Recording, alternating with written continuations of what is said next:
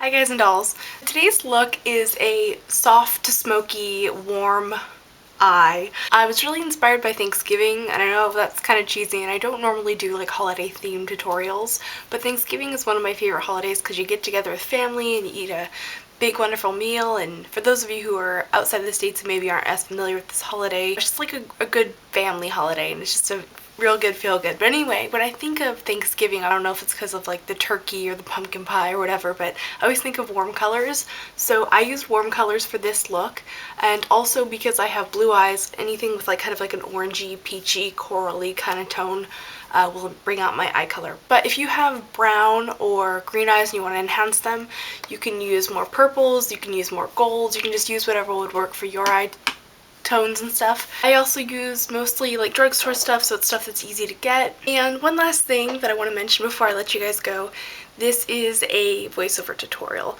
It's really late at night and I'm actually being kind of rude because my neighbors I think are sleeping and I'm talking, so I'm gonna go ahead and zip the lip. But yeah, I hope that you guys enjoyed the tutorial, and if you'd like to learn how to get this simple smoky look, just keep watching. Alright, so first I'm using a primer on my lips. This is going to not only hydrate my lips, but it's going to help to lock in my lip color later. If you don't have a lip primer, you can just use lip balm or whatever you have. I'm going to take an eyeshadow primer. This is my personal favorite of the moment by NARS. The purpose of an eyeshadow primer is to prevent creasing or that oily line that your eyeshadow can get throughout the day, but also to help your eyeshadows to go on smoother and blend better. I recommend applying it and then letting it set for about a minute so that the eyeshadow doesn't stick to it too much.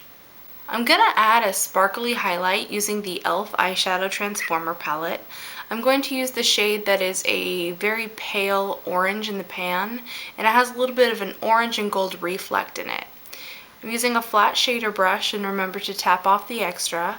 I'm going to start by applying that just under the arch of my brow, and then I will blend it out and kind of share the love of the highlighter with the rest of my brow. I'm also going to blend that onto my brow bone, just about to where the crease is. This will help me transition when I add other colors later. Now I'm going to take the Wet n Wild Greed palette, and I'm using the peachy brown and a soft round blending brush. This one is from Sonia Kashuk. And I'm just going to get a little bit of that on my brush, again tap off the extra. And I'm going to use a gentle rocking motion or windshield wiper motion in my crease. I personally call this rocking it in my socket. And I'm going to apply that through the socket line, but I'm also going to blend that up to meet the highlight shade. Doing this creates a transitional color between the creased color and the actual highlight. It's going to give you a more cohesive look. This is also a great place to add an accent color that will enhance your individual eye color. So for instance, I have blue eyes, so I'm using a color that has a bit of an orange tone to it. Since blue and orange are across each other in the color wheel, this will help to enhance my eye color. Using a combination of blending techniques is going to give you the smoothest blend. So I tend to use a combination of a rocking motion or windshield wiper motions and little circular swirls. You just play around with it and find what works for you. Now I'm going to use Milani's Illusion. It's a pink and gold duochrome. And to apply that, I'm going to use a flat shader brush like the MAC 239.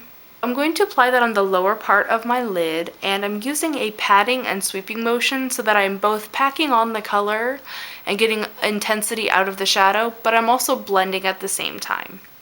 And I am blending that into my transitional color. Now I'm going to use a long wear black pencil. This one's from Urban Decay, it's called Zero. And I'm going to tight line my upper lash line. If you have questions about tight lining, I do have a video that I made earlier this fall that explains it in a little bit more depth. Now, depending on your tastes, you might be done now. Slap on a little mascara and a bit of clear gloss, and that might be good for you, but I think I want to enhance it just a little bit. So I'm going to take this chocolate brown from the Vanity palette from Wet n Wild and a small shader brush. This one's the MAC 228. So I'm going to apply that on the outer corner of my lash line, and draw a little bit of a line and then kind of feather and flick the color in towards the center of my lid, but I'm not going to take any of the color any deeper than the center of the lid. I'm going to use that same Sonia Kashuk brush I was using earlier to make sure that everything stays blended. And then I'm actually going to start picking color up with that big fluffy brush so that I can blend and apply as I go, and it just makes my life a little easier. And again, I'm using a combination of that rocking motion and the little swirls to get a nice seamless blend. Now I'm going to pick up another fluffy blender brush just to blend out without adding any more color. It's always a good idea to have a clean blending brush on hand. Now I'm going to use a flat eyeliner brush like this one here, and I'm going to use that same chocolate brown color from the Wet n Wild Vanity palette, and I'm going to softly line my upper lash line. I don't want anything very bold, I just want to keep it very soft just to look like my lash line is a little bit thicker than it is naturally. So that's why I'm using a shadow as opposed to a traditional dark eyeliner. I just want a little bit of enhancement, nothing major. Then I'm going to use the same brush and the same shadow to also line the outer half of my lower lash line. Now I'm going to use this Physicians formula. I think these are called shimmer strips or something. They have two ends, one is green, one is black. I'm using the black side. And as for mascara, I think you guys pretty much get the drill by now, so we're just going to skip this part. Alright, now for blush. Lately I've been really loving my Cargo blushes. This is the Blu-ray highlighter. I don't know which shade it is exactly because it's the original one. It's a really pretty peachy pink, kind of a rival of NARS's Orgasm, but if you ask me, I actually much prefer the Cargo one. And I'm just using a domed powder brush to apply that generously to my cheek. Whenever you're applying blush, remember the 2-finger rule. You never want to apply your blush closer than a 2-finger width from your nose, if that makes sense. Now I'm going to apply a little bit of lipstick. This one is called Attitude by Milani. So I'm just applying that all over my lips. It has a bit of a gold shimmer in it. It's really quite a pretty lipstick. Now I'm taking a MAC lip pencil in Soar, and I'm going to line my lips on top of the lipstick.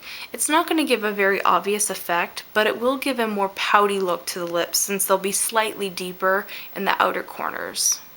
Now I'm going to take a nude peach cream kind of a color that I got in the Magic Mirth and Mischief collection from last year's holiday collection from MAC. Any kind of creamy, peachy, nude lip gloss that you have will work just fine. Ew, I found something gross in my lipstick. Press them together and make sure everything's nice and well blended. Sometimes you just gotta get in there and use your finger. And yeah, that's pretty much the look. Thank you guys so much for watching my tutorial, and again, I apologize that it's a voiceover tutorial. You guys can let me know what you think about voiceover tutorials. I think I've asked this of you guys before, and I think the consensus was that you guys weren't really a big fan. But since it's late at night, I'm trying to be respectful of my neighbors sleeping. Every now and then I might do these. I don't know. Let me know what you think in the comments. I'll see you guys in my next video, and remember to be vintage or tacky, just be yourself.